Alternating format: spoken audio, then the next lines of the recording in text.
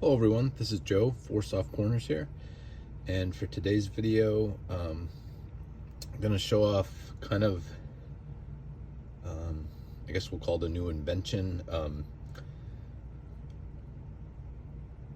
If anybody has seen this done before, I don't want to take credit for it, obviously, but I don't think I've ever seen anybody for sure do this. So I just want to kind of unveil a little project. I don't know how much I'll be working on it in the near future, but kind of like a longer goal. So to start off, in my last video, if anybody watched it, I ended up pulling off a trade where I traded a bunch of mostly common cards, starter sets I had from 58, 59, and 61 Topps baseball, just because I had the very lofty goal of thinking I was going to complete all these sets, and it just gets overwhelming, and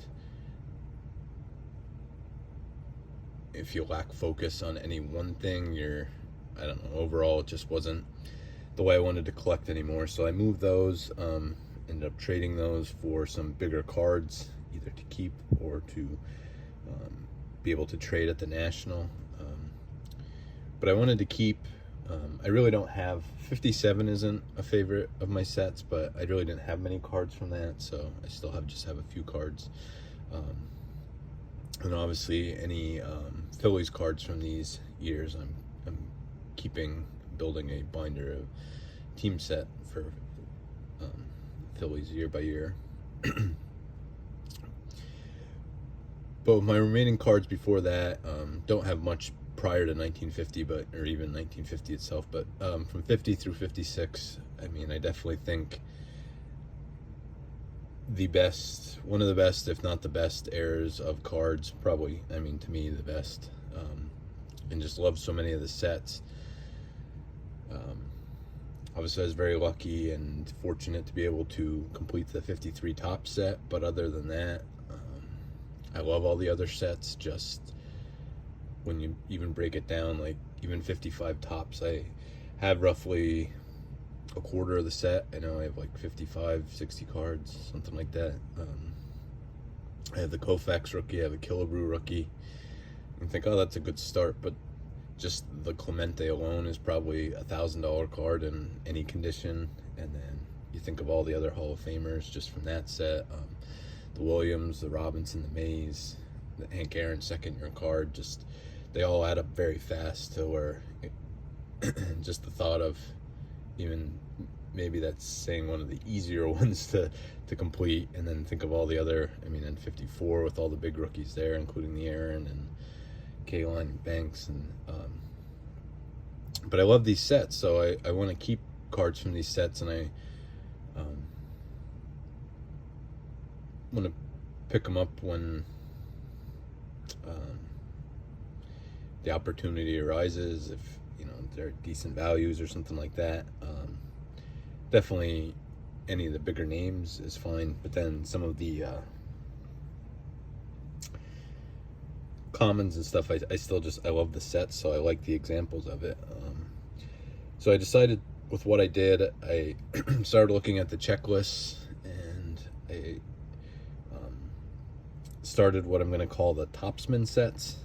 So this first one will be the 55 and 56 Topsman sets. So what I did is, I figured, one, because of the orientation of the cards, these are all horizontal, so I grouped 55 Bowman, 55 Topps, and 56 Topps together. And I'm going to start flipping through here, just because I already talked for a while already. So as you can see, what I did, I just took what I had of those three sets, and if I had only one card for a card number, like you can see here, this Elmer Vallow card number 3 is the only card I had, so that was the card that went in. That was from 56 Topps. It was Hal Smith. Actually, I shouldn't say that's the one I had, I'm not exactly sure, but obviously these ones I didn't have a card number, but I'm pretty sure this one, number 8 here, this Hal Smith, I think I had other number 8s. I just ended up comparing the cards I had and ended up picking that one. Right before I started this, I went through my collection. I was cataloging everything that I had, and then some of my more favorite cards, I put in card savers and the Superior Fit sleeves. So right up here, spot number 5, this Jim Gilliam would go if I were to get it out of there, which someday I probably will, but for now, until it gets more completed, it's going to stay there. But so like I said, start flipping through here now. So 55 Topps only has 206 cards in the set. 55 Bowman has 320, and then 56 Topps has 342, but I believe 2 of them are checklists. So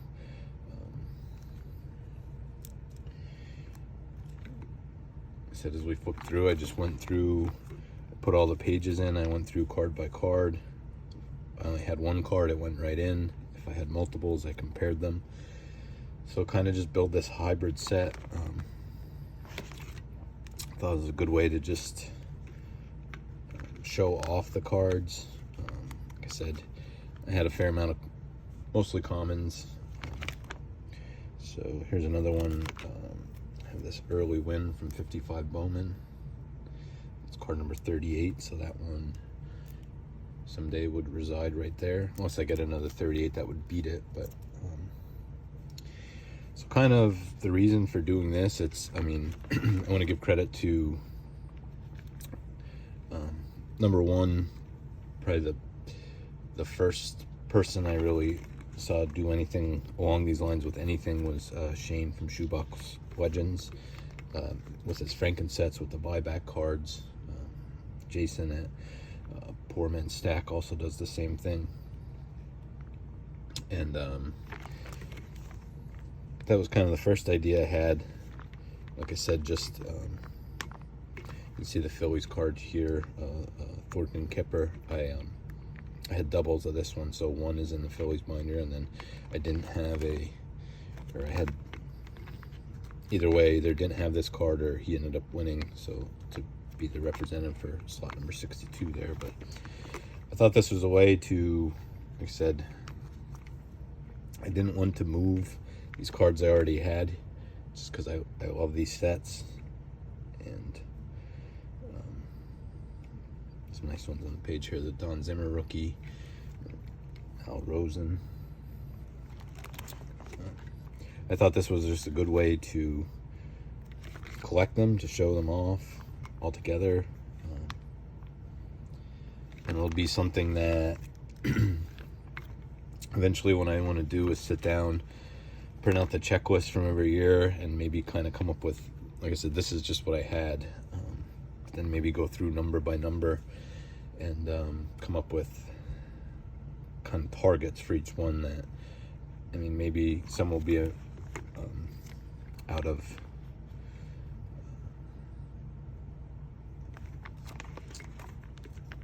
the ease of picking them up or the cost of picking them up, that maybe it'll, name wise or card wise, it would be my third choice. But if I can end up getting it at a decent deal or something, I would just fill it in with one of those for the time being. And then, like I said, maybe create targets where, you know, card number, this is 99 here, go through, look at the 399s in each set, and pick out what maybe a best target would be. So here's one. This Tom Morgan is currently in slot number 100. So if I was breaking this out of here, this Monte Irvin would definitely replace that. So just kind of a look at like what would happen. So be something like going along, just I think will be fun to collect this way. I don't really have any pressure of thinking, oh, I need to get this rookie or this Hall of Famer. At some point, obviously, would love to have this with as many bigger names as possible, or guys with, you know, maybe some better stories. I believe this one here at 134 here, again, if I were doing this, if I were breaking this out, this Bob Fowler would reside there. So that's the last one I had that would take a spot here at all. But so it's just kind of a living set that could be ever changing. It might not necessarily ever be completely done, because even if I do end up getting all these cards,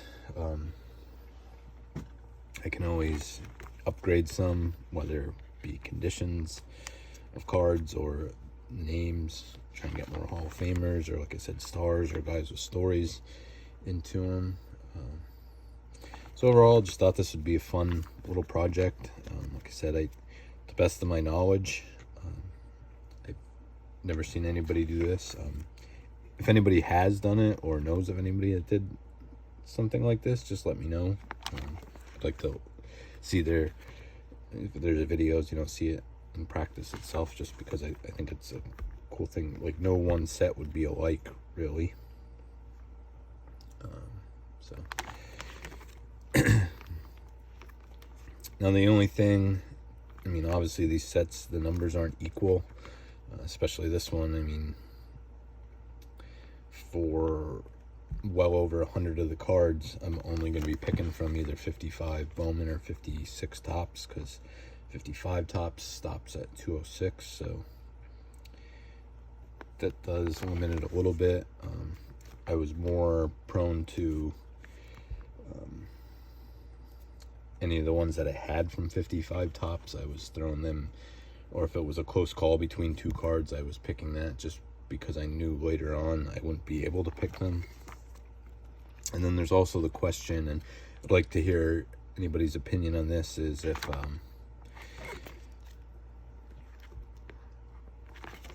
so, like I said, there'll be 55 Bowman ends at 320, and I believe for actual player cards, 56 Topps goes to 340. So I'd be collecting 20 cards just from 56 Topps. Now I looked it up, and it wouldn't be like it was super difficult. There wasn't any huge names in there. I was just hoping it wouldn't come across any, if I decided to do that, that it would be like all Hall of Famers or some of the bigger cards in the set, because I definitely, being pigeonholed into collecting certain cards like that, would just make it tougher. And again, that's something I'm trying to avoid, why I'd be doing this. I did the same thing, and I'll show it off in another video. I grouped together 53 Bowman, 54 Bowman, and 54 Topps. Again, just because they are vertical and the set numbers are closer, with 3 Bowman's 160, 54 Topps is 250, and 54 Bowman, I believe, is 224. So it would be another instance there where I'd be collecting like 26 cards from just the 54 Topps set. I could either do that. I mean, the only one that's really tough there, besides just being some high numbers, is the set ends with the Ted Williams card. So, but other than that, I also thought I could just stop the set at whatever the